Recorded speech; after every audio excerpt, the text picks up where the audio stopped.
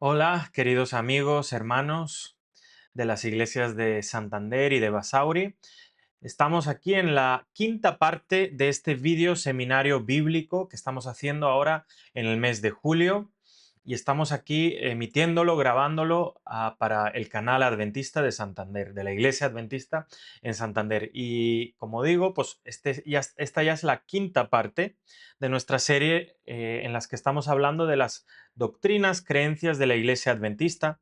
Y en el día de hoy vamos a tocar un tema muy interesante, casi básico, ¿no? Para cualquier creyente, para cualquier cristiano, que es cómo Jesús nos revela quién es Dios, ¿no? Así que, como siempre, pues estamos ahí viéndolo todo en las diapositivas y ahí podemos ver, ¿no? La quinta parte, Cristo y la deidad. Bien, vamos a estar hablando y quiero empezar con las siguientes preguntas que pone ahí. ¿Cómo se presenta Dios en la Biblia? ¿Enseña la Biblia el monoteísmo? ¿Es Jesucristo el Dios verdadero? Estas y muchas más preguntas y obviamente sus respuestas vamos a estar viendo en el día de hoy. Así que vamos allá. Y como siempre, pues tenemos ahí nuestro PowerPoint para poder ver, analizar, quien quiera pausarlo. Y bueno, hablando de esto, además, si creéis que esto puede aportar algo para alguien, os invito también a compartirlo si tenéis a alguien conocido que creáis que se pueda beneficiar de este vídeo seminario. Bien, todas las religiones paganas de los tiempos bíblicos creían en múltiples dioses, ¿no? Esto lo llamamos politeísmo. En contraste, el judaísmo, especialmente después del cautiverio babilónico, fue firmemente monoteísta.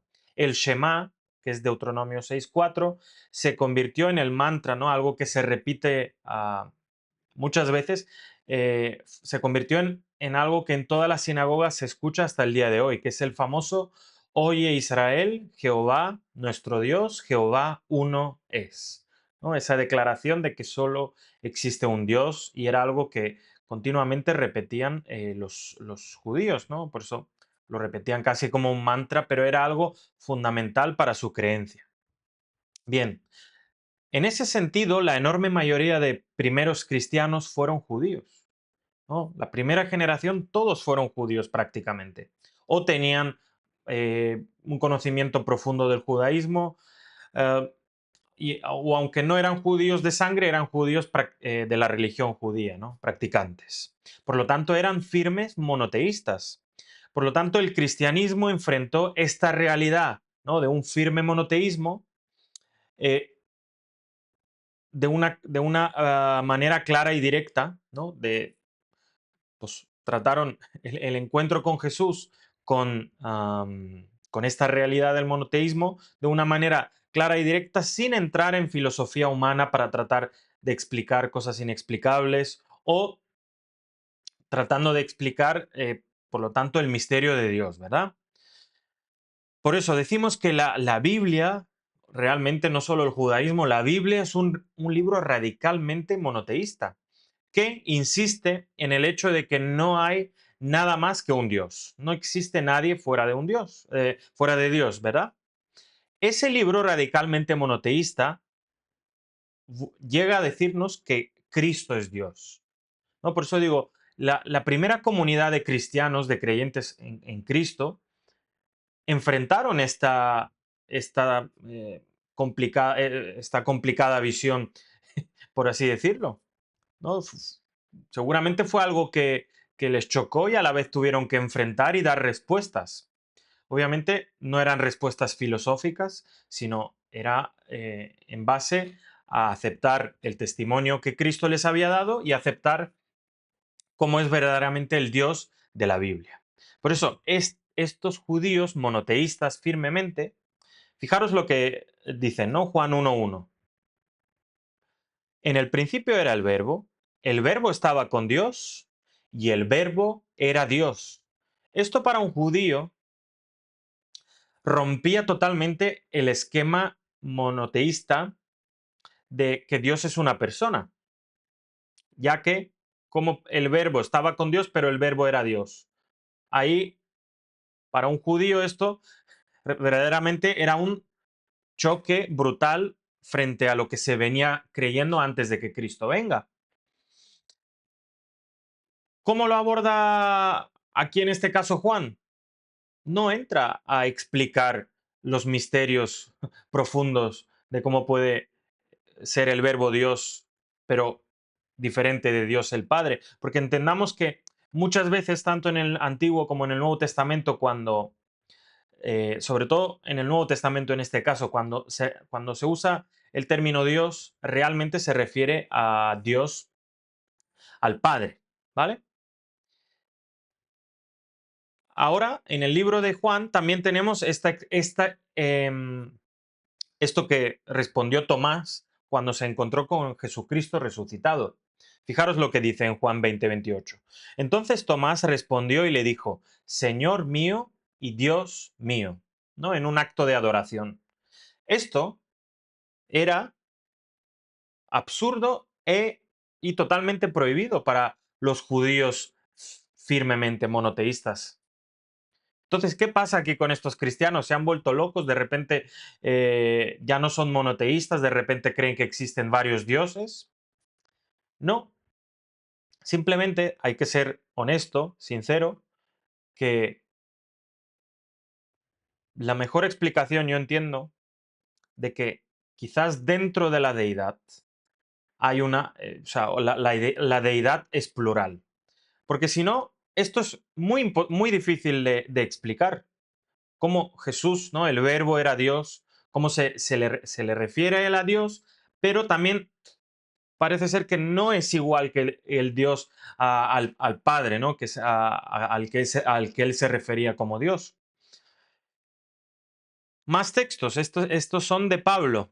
A ellos también pertenecen los patriarcas en Romanos 9:5, de los cuales según la carne vino Cristo, el cual era Dios sobre todas las cosas, bendito por los siglos. Amén. ¿No? Cristo, el cual es Dios sobre todas las cosas. Esto era romper los 10 mandamientos para los judíos. Claro, cuando los cristianos de forma natural empezaron a aceptar que Jesús también era Dios, y eso no anulaba que Dios, al que conocemos o llamamos el Padre, también sea Dios. Luego Colosenses 2:10, y vosotros estáis completos en Él, que es la cabeza de todo principado y potestad, ¿no? Que está por encima de todo. Y Filipenses 2:6, Él, siendo en forma de Dios, no estimó el ser igual a Dios como cosa que aferrarse. Hay que ser honesto, ¿verdad? Si uno no es Dios, no puede hacerse igual a Dios. O es Dios al completo, o no puede hacerse igual a Dios. Y él, dice Filipenses 2, Cristo era igual a Dios. Aún en su forma, aún cuando se hizo hombre. Primera de Juan 5:20 nos dice, pero sabemos que el Hijo de Dios ha venido y nos ha dado entendimiento para conocer que es verdadero y estamos en el verdadero, en su Hijo Jesucristo. Este es el verdadero Dios y la vida eterna. ¿Quién es el verdadero Dios? El Hijo de Dios Jesucristo. Entonces alguien puede decir, pero entonces, ¿qué ocurre? ¿Que Dios tuvo un hijo? No, el famoso título mesiánico, porque al final es un título mesiánico que ya viene del Antiguo Testamento, el Hijo de Dios, ¿no? El famoso Hijo de Dios. Significa que es un término literal, es un término eh, mesiánico, es un llamado. Bien, este no es el tema del vídeo. Hay otros vídeos en este canal en el que se está emitiendo este vídeo seminario, en el que sí que tratamos en profundidad el tema del Hijo de Dios y vemos que era algo que los judíos ya conocían. El término Hijo de Dios era una terminología conocida no para los cristianos, para los judíos, porque los primeros creyentes llaman a Jesús el Hijo de Dios, pero todavía ni siquiera podemos decir que eran cristianos, porque Jesús todavía estaba vivo, no habían entendido que él había de morir, que había de resucitar y bueno, subir al cielo, ¿no? Para, pues, para la obra para la que tenía que subir ahí. Y esos mismos judíos ya se refieren a él como el Hijo de Dios. Entonces el Hijo de Dios, sobre todo, tiene que ver con su función mesiánica, que no es poca cosa. La función mesiánica es que Dios se ha de hacer hombre para morir. Entonces, no es cualquier cosa el Hijo de Dios, es lo más importante que hay para nosotros, pero no es un término literal en el que tratamos de explicar la naturaleza de Dios. Y luego vamos a volver a este tema. Éxodo 23 lo dice claro, no tendrás dioses ajenos delante de mí, pero a la vez presenta a Jesús plenamente divino como un hombre, ¿no? Cristo es explícitamente llamado Dios una y otra vez, empezando por Juan 1, ¿no? El capítulo 1 de Juan, que dice, de nuevo lo leemos, ¿no? En el principio era el verbo estaba con Dios y el verbo era Dios. Este estaba en el principio con Dios. ¿No? Y dice, por medio de él fueron hechas todas las cosas, en él estaba la vida y la vida era la luz de los hombres. Y luego en el versículo 18, a Dios nadie lo ha visto jamás, el unigénito Hijo que está en el seno del Padre, él lo ha dado a conocer.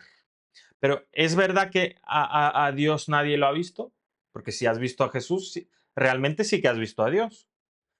Entonces parece que o la Biblia se contradice o no... o entendemos que dentro de la misma deidad hay una persona desconocida con la que no sabemos si ninguna criatura humana o criatura celestial ha estado en contacto, que sería el Dios el Padre, pero el que da a conocer cómo es Dios el Padre es Jesús, que a la vez también es Dios. Entonces, por eso vemos que Jesús nos enseña claramente que la deidad es plural, ¿no? Porque si no, habría que entrar en algunas cuestiones que son bastante complicadas, como decir que Jesús y Dios el Padre es lo mismo, es la misma persona, lo cual es una herejía que se llama la unicitaria, ¿no? Los unicitarios, que creen que Dios el Padre, el Hijo y el Espíritu Santo siempre han sido la misma persona, solo que va cambiando de, de apariencia y de rol. O decir, o la otra alternativa que también usan otros es que Jesús o el Cristo, el Dios, esa parte de Dios tuvo un principio. Ahora, eso es eh, romper con la imagen que Dios nos enseña tanto en el Antiguo como en el Nuevo Testamento de que Dios no tiene ni principio ni fin, ¿no? Si Dios tuviera principio o fin, difícilmente podemos referirnos a eso como Dios, ¿no? Pero realmente uno de los requisitos, ¿no? Eh, para los cristianos, para referirnos a alguien como Dios, es que no tengan ni principio ni final, ¿no? El famoso término de eternidad. Isaías 43:10 es clara. Antes de mí no fue formado ningún Dios, ni lo será después de mí. ¿Esto qué quiere decir? O sea, no hay un... no se forman más dioses o diferentes personas divinas en ningún momento. Son eternas esas personas divinas, ¿no? Y refiriéndose a sí mismo, Jesús hizo una declaración revolucionaria que enfureció a los judíos. Yo y el Padre, uno somos, pero evidentemente no es numéricamente, sino relacionalmente, ¿no? Jesús siempre se identifica en esa igualdad, en ese que somos uno con el Padre, pero sin principio y sin final, ¿no? Ninguno de las dos personas a las que nos estamos refiriendo. Y es claro, Isaías 43:10, ¿no? No se forma, o sea, podemos decir, pero entonces Dios fue formado en algún momento, ya que, bueno, luego en otros sitios vemos que la Biblia que Dios no tiene ni principio ni final. Entonces, entendemos que si Dios no tiene principio ni final, entonces no hay Dios que se forme después, ¿no? Dios no evoluciona, no cambia, no se multiplica o se divide. Dios siempre es el mismo. Hay dos profecías significativas del Antiguo Testamento, porque esto además de que Jesús es plenamente divino, no solo viene del en el Nuevo Testamento. Eso ya lo podemos ver claramente en el Antiguo. Y sería en Isaías 9:6, cuando dice el Padre, llama a Jesús, ¿no? Una profecía mesiánica, el Padre eterno, y en Malaquías 5:2, que dice desde el principio, desde los días de la eternidad, ¿no? Se refieren a Jesús. Cosas que solo habría que aplicar a Dios el Padre, pero aquí están aplicadas proféticamente a Jesús. Uno de los dos nombres dados a Cristo en su nacimiento, el otro fue Jesús, Yeshua, en el hebreo, fue Emmanuel.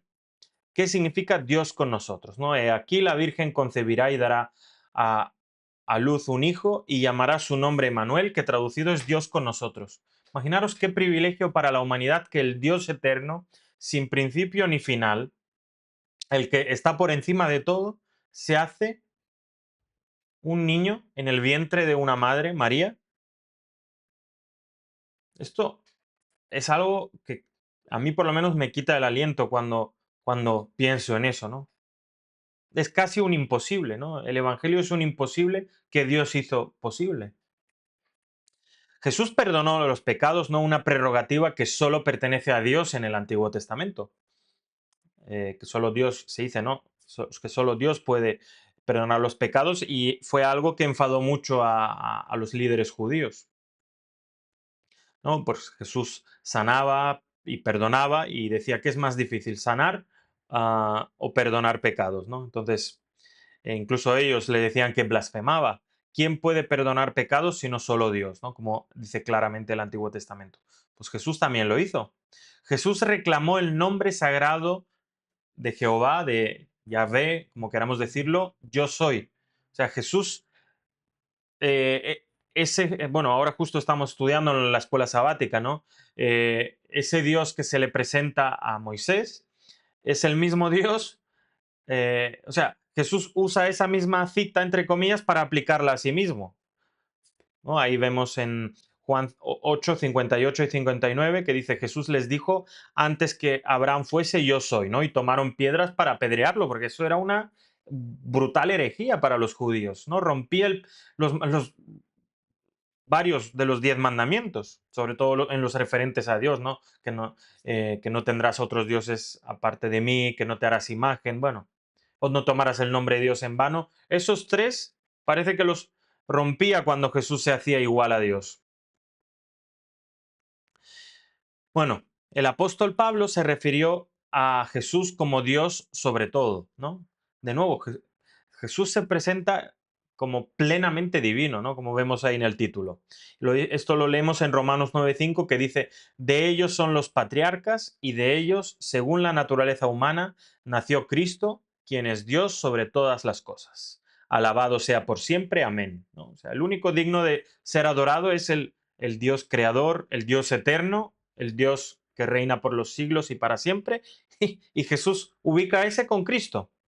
Los cristianos esperan con ansias el regreso de su gran Dios y Salvador Jesucristo, según Tito 2:13. Por eso, eh, la herejía de los unicitarios trata porque hay, tratando de rechazar la deidad plural, ¿no? Que también se llama Trinidad, dicen, no, no, es que es imposible entonces que Cristo y Dios, el Dios del Antiguo Testamento, el Dios, el Padre, como lo queramos llamar, sea diferente. O sea, literalmente han de ser la misma persona, porque si no, tienes a dos dioses, pero no son dos dioses. Es el mismo Dios, plural, ¿no? Hay maneras ¿no? de pensar que la deidad ha de ser simple, ¿no? Cuando nos referimos que Dios es uno, hay dos maneras de entender eso, que es simplemente uno o que es una unidad compleja, ¿no? Que es un conjunto, pero que es solo un Dios, ¿no? Entonces, por eso entendemos que Jesús era plenamente divino y eso nos enseña su pluralidad, ¿no? Aquí vemos que todo lo que se decía de Dios en el Antiguo Testamento, esto es una tabla, no podemos leerla toda, aunque podéis pausar y comprobar cada texto, pero todo lo que se le llama a Dios en el Antiguo Testamento se le atribuye aquí a Jesús en el Nuevo Testamento. Por lo tanto, es obvio que Él era plenamente Dios. Señor, digno eres de recibir la gloria y la honra y el poder, porque tú creaste todas las cosas y por tu voluntad existen y fueron creadas. Apocalipsis 4:11, ¿no? Aquí dice que Dios es nuestro creador, ¿no? Y que por eso es digno de gloria y de honra. En Juan 1:1 al 3 dice que Jesús es el verbo. Bien, ¿por qué decimos todo esto?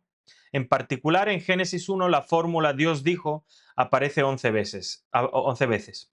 Jesús habló del plan del Padre a la existencia. Es decir, el verbo era Dios y todas las cosas por él fueron. ¿A qué nos referimos? Bueno, para nosotros, sin embargo, solo hay un Dios, el Padre, del cual proceden todas las cosas y nosotros somos para Él y un Señor Jesucristo, por medio del cual son todas las cosas y nosotros por medio de Él. Y aquí, sobre todo ya para entrar en el tema del Creador, aquí hace esto de 1 Corintios 8:6, pues hace referencia a la igualdad en la que de forma natural se trata al Dios el Padre y a nuestro Señor, ¿no? Dios Jesucristo en el Nuevo Testamento. Pero bueno, aquí volviendo al tema de Jesús nuestro Creador, vemos que en Colosenses 1, Él es la imagen del Dios invisible, el primogénito de toda creación. Primogénito como primero, ¿no? Como el primero, como el de mayor importancia, ¿no? Ante toda la creación. Porque en él fueron creadas todas las cosas. Eso significa que es el primogénito de toda la creación, porque en él fuimos creados, todo, cielos, tierra, visible, invisible, dominios, tronos, principados, potestades, todo fue creado por medio de él y para él, ¿no? Y en él además subsisten todas las cosas. Solo aquel que creó a todos los seres humanos podría ofrecer su vida en lugar de todos, ¿no? Eso es algo que tenemos que reconocer. Solo aquel en el que está la vida eterna nos puede regalar la vida eterna. Sin embargo, para convertirse en nuestro sustituto, Él tuvo que convertirse en un miembro de nuestra familia. Solo el Creador podría ser el Redentor. Bueno, por lo tanto, Jesús es Dios hecho hombre, ¿no? Hace unos 2000 años el Espíritu Santo implantó el Verbo divino en el vientre de María y de esta manera Dios asumió la naturaleza humana.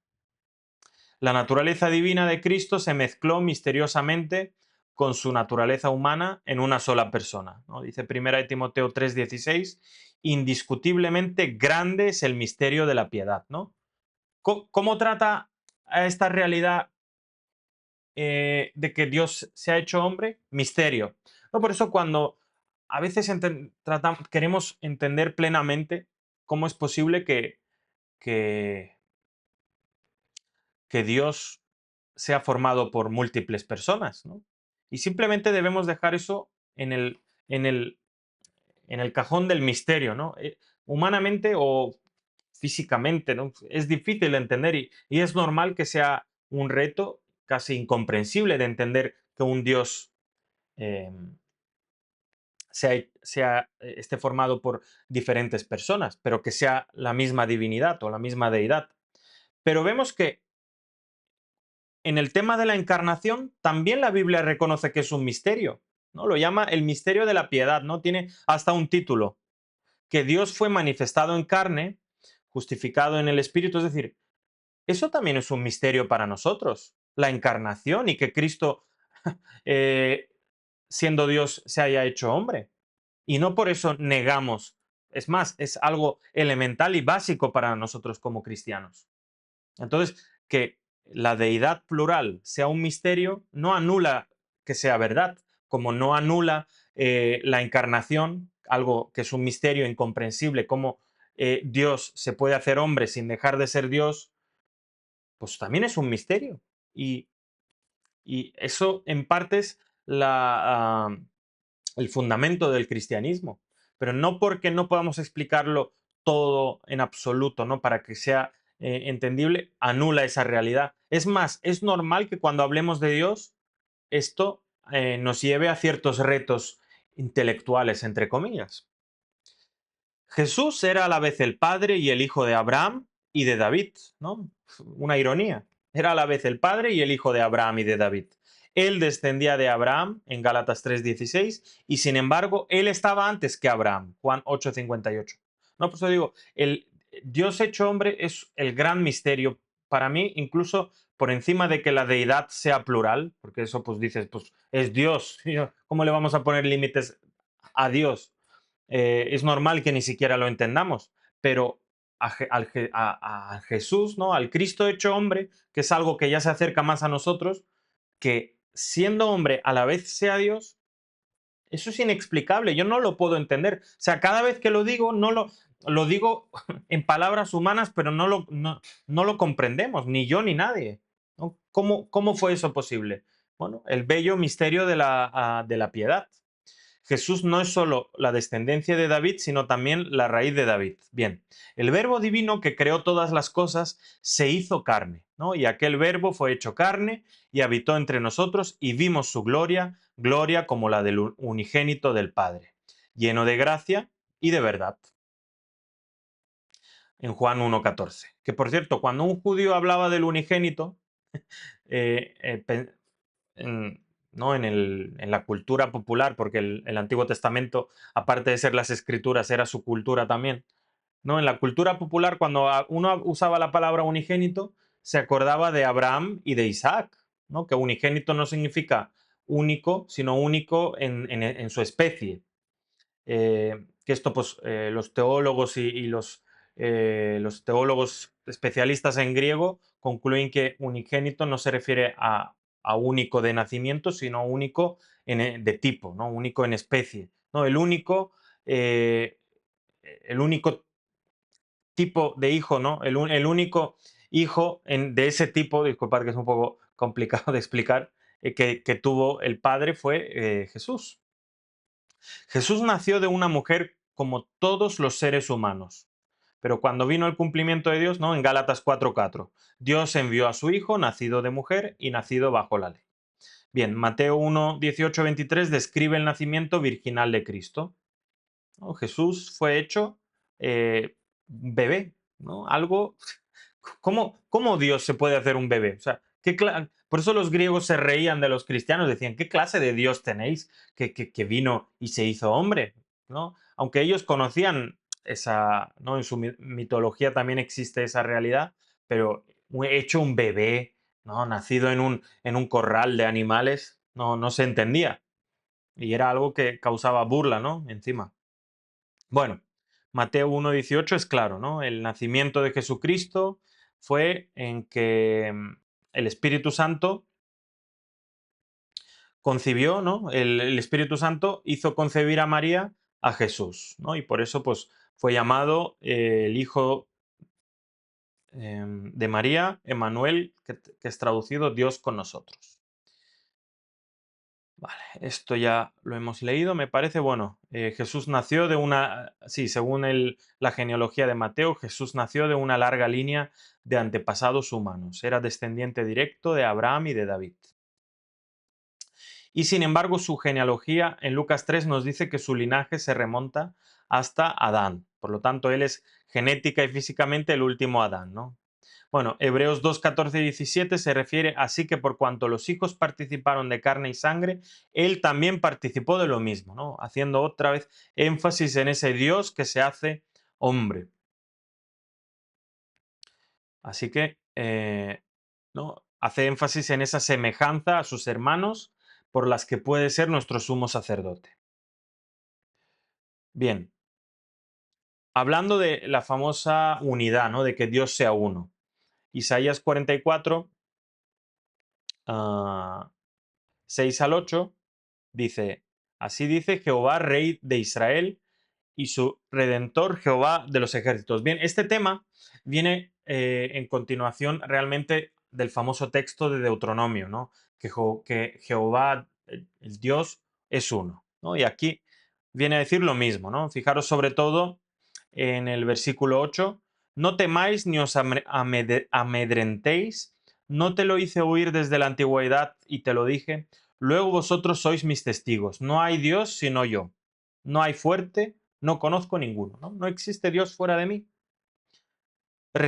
¿No? Hay muchos textos, pues hemos elegido este de Isaías 44, en que resalta la idea clara, definida de que no hay fuera de Dios ningún otro Dios. ¿No? No hay ningún verdadero Dios fuera de Dios. Isaías 45, pues dice, dice algo parecido, ¿no?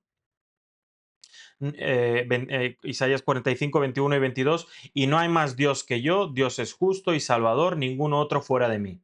Mirad a mí y sed salvos, todos los términos de la tierra, porque yo soy Dios y no hay más. Pero esta misma Biblia luego nos dice que Cristo es Dios a la vez que el Padre es Dios. O sea, ¿se contradice la unidad de Dios? No, cuando hablamos de la unidad de Dios o la unicidad, nos referimos que solo existe un Dios en la Biblia. La Biblia no habla de que Dios sea una persona en concreto, sino habla de que es un solo Dios, ¿no? Un solo ser eh, divino, em, incomprensible para el entendimiento humano, pero que se manifiesta en palabras humanas para que podamos identificarnos y creerle sobre todo. Jesús estuvo de acuerdo con este tema, ¿no? Con la unidad de Dios. Incluso hablando con un rabino sobre cuál era el mayor mandamiento, ¿no? Dice, el primer mandamiento de todos es, oye Israel, el Señor nuestro Dios, el Señor uno es. O sea, Jesús mismo lo vemos citando a Deuteronomio. Entonces el escriba dijo, bien, maestro, verdad has dicho, que uno es Dios y no hay otro fuera de él. Y este mismo Marcos, en multitud de ocasiones, habla de Jesús como Dios, ¿no? Citando pues, diferentes citas, diferentes textos del Antiguo Testamento que señalan a Jesús como Dios. Entonces, ¿se contradice la Biblia o simplemente hay que aceptar el hecho de que Dios es un ser plural? Y pues vamos a, ¿no? Más textos que ya sí que claramente hablan de la pluralidad de Dios, ¿no? En las Escrituras obviamente se resalta eh, esa unidad de Dios, también describe al Dios plural, ¿no? En el Antiguo Testamento, pues vemos en Génesis 1:26 el famoso entonces dijo Dios, hagamos al hombre a nuestra imagen y a nuestra semejanza, ¿no? Conforme a nuestra semejanza. Hagamos. No es un plural, que por cierto, este plural era odiado por los judíos, porque no sabían cómo, cómo tratar con él. Al final los rabinos dijeron que Dios estaba aquí hablando con los ángeles y que como hay otras, fijaros, pero entraron en errores de bulto, porque hay otros textos que dice que Dios nadie lo ha visto, Dios no tiene una imagen. Claro, los judíos, al ser monoteístas unipersonales, ¿no? Que Dios es una persona, y dicen que Dios nadie lo ha visto y no tiene ni forma ni nada, entonces dijeron, si entonces Dios está hablando con los ángeles, que los ángeles de alguna forma le están ayudando a crear al hombre, porque en otros momentos pues también los ángeles echan una mano entre comillas a Dios, y entonces, ¿sabéis lo que concluyeron los rabinos? Bueno, rabinos judíos o rabíes, que la imagen de los humanos nosotros la habíamos tomado de los ángeles, ya que Dios no tiene imagen, no tiene forma física, ¿no? Entonces, literalmente, para no afrontar esa pluralidad de Dios, porque no sabían qué hacer con ella, preferirían decir que los humanos tenemos la imagen física de los ángeles que de Dios, ¿no? Cómo eso degrada realmente al humano, ¿no? Porque es una criatura hecha en base de otra criatura, ¿no? O sea que al final, de alguna manera, Dios nos crea gracias a los ángeles, algo que es absurdo, incluso yo creo que hasta para ellos, pero bueno, este hagamos era muy incómodo para ellos. Y no es el único hagamos, ¿no? En Génesis 3 vuelve a decir, he aquí el hombre es como uno de nosotros, sabiendo el bien y el mal, ¿no? De nuevo, Dios, pues en algunos momentos, cuando tiene está hablando consigo mismo, entre comillas, pues usa una pluralidad, ¿no? Usa verbos en plural donde si Dios no fuera plural no tiene lógica usar aquí esta pluralidad de repente. Y alguno puede decir, no, pero Dios está hablando en plural majestático. Ya, pero primero, aquí no parece que está hablando eso, porque además el plural majestático data de la época de los persas, que es a partir de cuando se empieza a usar. ¿Cuál es el plural majestático? En el que los reyes se referían a sí mismos en plural, ¿no? Nosotros, el rey de no sé qué, decimos tal, ¿no? Pero bueno, era había una forma de usarlo, ¿no? No era en un relato de este, en el que Dios a veces aparece en singular y otras veces en plural, porque en Génesis 1 dice, y dijo Dios, ahí no es plural, pero cuando cita lo que Dios habla literalmente, y dijo Dios, hagamos, ¿no? Parece casi una contradicción gramatical. Bueno, luego Génesis 11:7 vuelve a usar este plural, ¿no? Ahora pues descendamos y confundamos ahí su lengua. Bueno, de nuevo usa ese plural. Y no acabe el pensamiento. Cuando digo que el uso del plural majestático data de la época de los persas, esto viene a ser realmente alrededor del siglo cuarto, quinto, podemos apurar, antes de Cristo. Bueno, pues nosotros creemos que Génesis fue escrito en el siglo XV antes de Cristo. Entonces, de repente, eh, hay 10 siglos de diferencia entre el Génesis y los primeros usos de este tipo de plural, ¿no? En el que el rey habla para sí mismo en plural, ¿no? Entonces, no hay justificación histórica o de decir que nada en Génesis es un plural majestático. Bueno, hay muchas referencias más a la pluralidad de Dios en la Biblia, ¿no? Incluso podemos ver que de una forma discreta, de una forma oculta, podemos decir, ya aparece incluso la triunidad o trinidad, como lo queramos decir, que Trinidad no es un término bíblico, pero es simplemente a lo que teológicamente nos referimos de que Dios, dentro de esa pluralidad, en concreto vemos que está, se revela en tres personas, ¿no? Como que Dios tiene esa triunidad, trinidad, ¿no? Esa pluralidad en tres personas. Y hay textos ya en el Antiguo Testamento que hacen referencia a eso. Fijaros, Isaías 61 dice, el Espíritu, ¿no? Por un lado, el Espíritu, una persona de Jehová, el Señor, otra persona, está sobre mí. Y esto es una cita que Jesús usa para sí mismo en el Nuevo Testamento. Entonces, esto, porque me ungió Jehová, ¿no? Que Mesías, por cierto, significa ungido. Entonces, esta cita que Jesús usa en el Nuevo Testamento, entendemos que en el Antiguo Testamento ya reúne a esas tres personas de una manera, obviamente de aquí, solo de este texto no concluimos la Trinidad, ni mucho menos, pero ya vemos que aparecen esas tres personas o referencia a esas tres personas en el Antiguo Testamento, igual en Isaías 48. Acercaos a mí, oíd esto. Desde el principio no hablé en secreto. Desde que eso se hizo, ahí estaba yo. Y ahora me envió, ¿no? A mí, me envió Jehová el Señor y su Espíritu. Fijaros, ¿eh? Claro, esto parecería casi escrito por un cristiano trinitario, ¿no?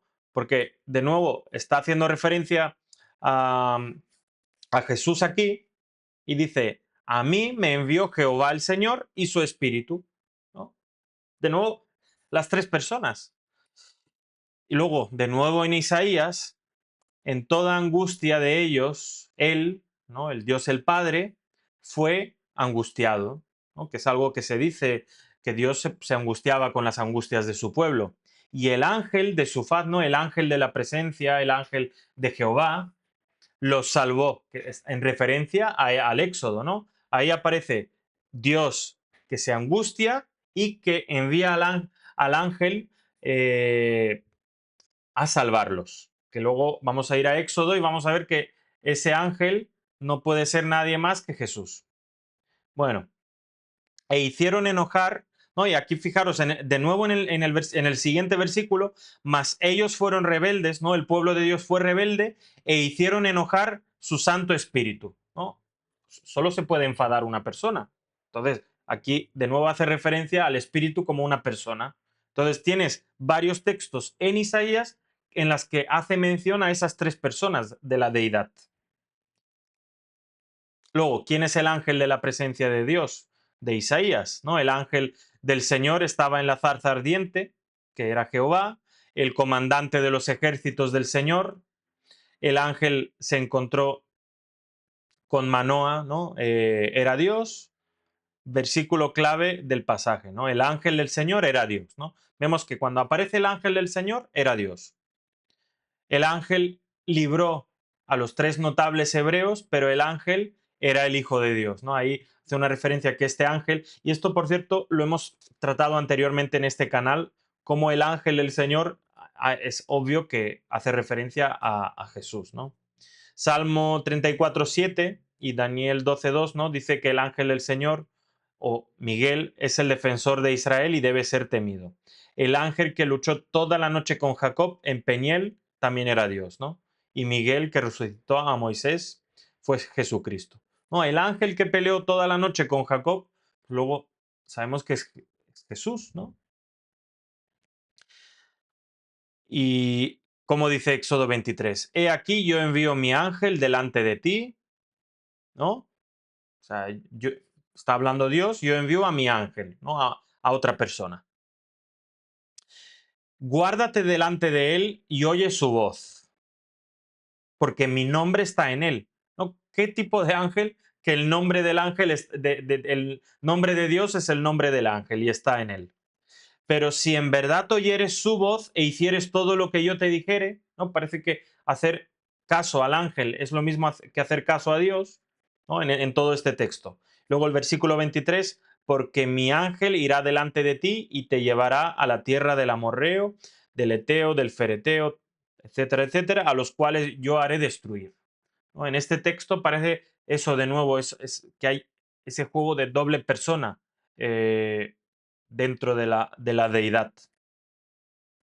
Mateo 3:16, ¿no?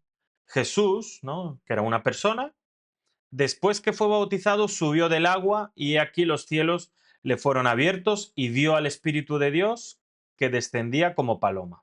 No es que el Espíritu Santo sea una paloma o una fuerza o un fuego o un viento, ¿no? Sino el, la persona del Espíritu venía en forma de paloma. Y luego hubo una voz, ¿no? Que exclamó del cielo, este es mi hijo amado en quien tengo complacencia. De nuevo, un texto en el que aparecen las tres personas, ¿no? Claramente distintas el uno del otro. Luego, pues Juan 14:16 de nuevo hace énfasis de la pluralidad de Dios, ¿no? Y yo rogaré al Padre y os dará otro, ¿no? Ese otro ahí está escrito, no uno de diferente clase indicado por la palabra griega heteros, como en heterosexual, sino más bien uno de la misma clase indicado por la palabra alos, ¿no? Porque en el griego hay diferentes palabras para referirse a otro. Pues este otro que usa aquí es explícitamente otro, pero de la misma categoría, ¿no? Os enviaré otro de mi misma categoría, otro consolador para que esté con vosotros para siempre. Si Jesús, una vez que se hace hombre, ¿no? Adquiere la naturaleza humana, pero sigue siendo divino, está en el cielo, ¿quién es ese otro consolador igual a él que está aquí en la tierra con nosotros? Alguien podría decir Dios el Padre, pero Dios el Padre nadie lo ha visto. Obviamente en base a todos los demás textos vemos que es ese el Espíritu Santo, que ni siquiera en este vídeo estamos tratando de si la Biblia enseña que el Espíritu Santo sea una persona. Yo aquí, en este vídeo, lo estoy dando por hecho. Y disculpad, ¿no? Que lo dé por hecho. Pero obviamente se puede hacer un vídeo sin ningún problema de esta serie o más adelante en la que demostramos que el Espíritu Santo es una persona aparte del Hijo o el Padre. Entonces,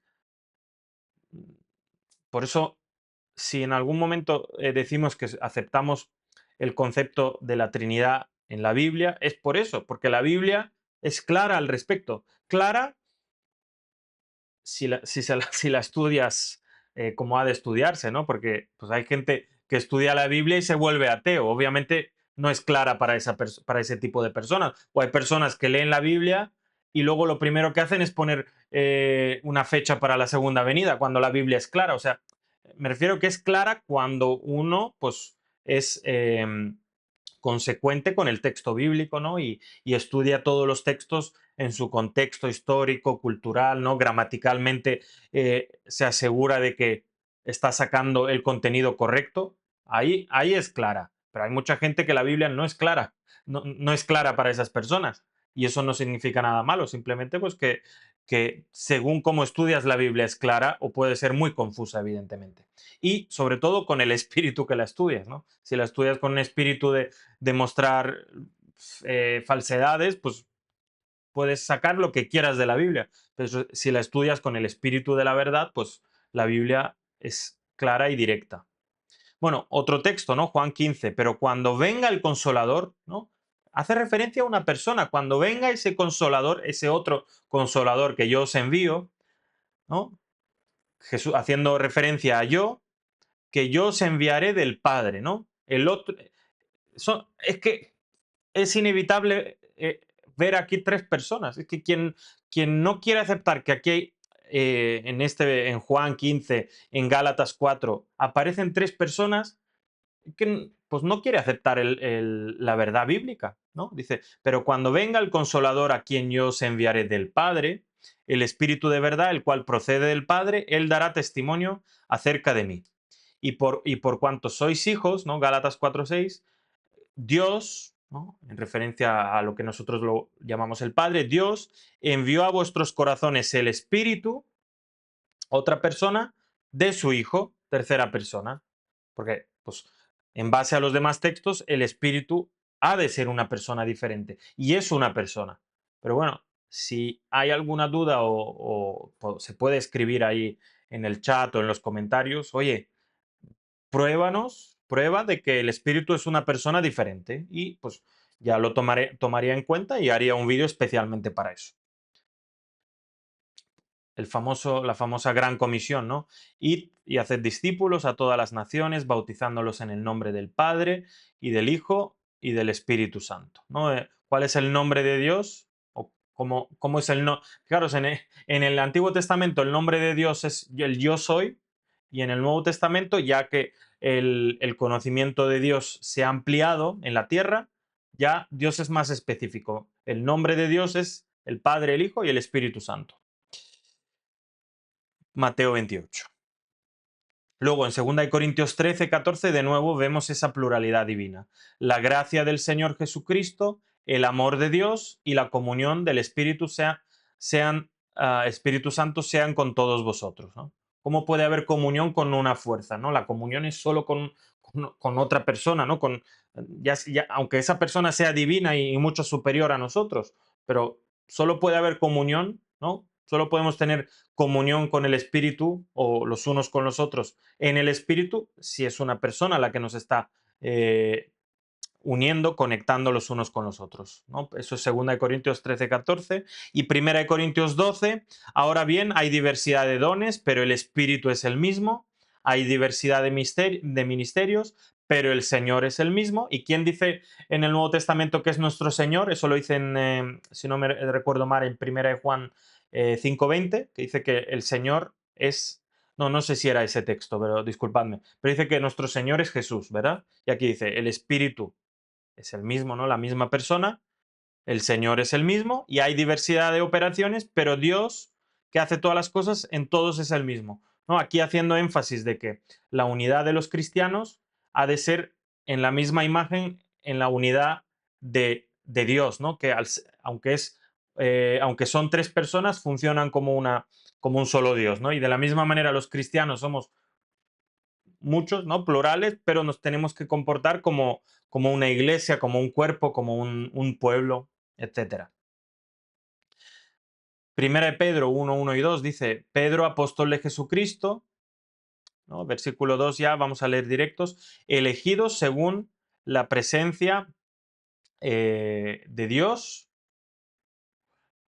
el Padre, en santificación del Espíritu, para obedecer y ser rociados con la sangre de Jesucristo. Gracia y paz os sean multiplicados. No, la santificación del Espíritu, al final, ¿qué significa? El Espíritu que está en nosotros, que nos habilita a ser santos y a andar en Cristo, ¿no? Es eso a lo que está hablando Pedro. Pedro es consecuente con los otros escritos del Nuevo y Antiguo Testamento. Bueno, aquí en Apocalipsis, ya, porque son muchos textos que al final hacen lo mismo, ¿no? Que pues hacen referencia a las diferentes personas de la deidad. Luego Efesios 2:18, porque a través de él los unos y los otros tenemos entrada por un mismo espíritu al Padre, ¿no? En Jesús, por un mismo espíritu que habita en todos nosotros, tenemos acceso al Padre, ¿no? Y luego, pues en Juan 6, que hace énfasis de que Jesús es Dios y que nadie va a Dios ni nadie conoce a Dios si no es por medio de su Hijo Jesús. Luego Juan 14, 10, 11, bueno, habla de esa intimidad, ¿no? Esa unión perfecta que hay entre las personas de la deidad. Jesús describió su relación, es verdad que era en términos cuando Jesús era hombre, pero entendemos que esa relación también ha sido eterna y siempre ha existido, ¿no? Esa relación íntima entre él y el Padre, ¿no? Él aquí dice, pues yo y el Padre uno somos, yo hablo lo que él me manda, bueno, yo estoy en el Padre en mí, siempre ese énfasis eh, de unidad dentro de la pluralidad. Y en aquel día vosotros conoceréis que yo estoy en mi Padre y vosotros en mí y yo en vosotros, ¿no? O sea, es el mejor ejemplo que tenemos de unidad es la deidad, ¿no? Jesús, el Padre y el Espíritu Santo. Bien, vamos a dejarlo por aquí en este día y si hay algo que queréis eh, que ampliemos, pues estamos abiertos porque el mes pues no ha acabado y obviamente el siguiente vídeo que nos tocaría hacer sería un poco más bien en la solución al pecado, ¿no? Un poco hablaremos del gran conflicto, pero en caso de que haya otra propuesta, pues podemos hacer algún cambio en la temática que estamos dando. Así que gracias por haber estado ahí. Si habéis llegado hasta el final del vídeo, os saludo, bendiciones y nos vemos en el siguiente vídeo que saldrá el domingo a las 8. Ahí. Adiós.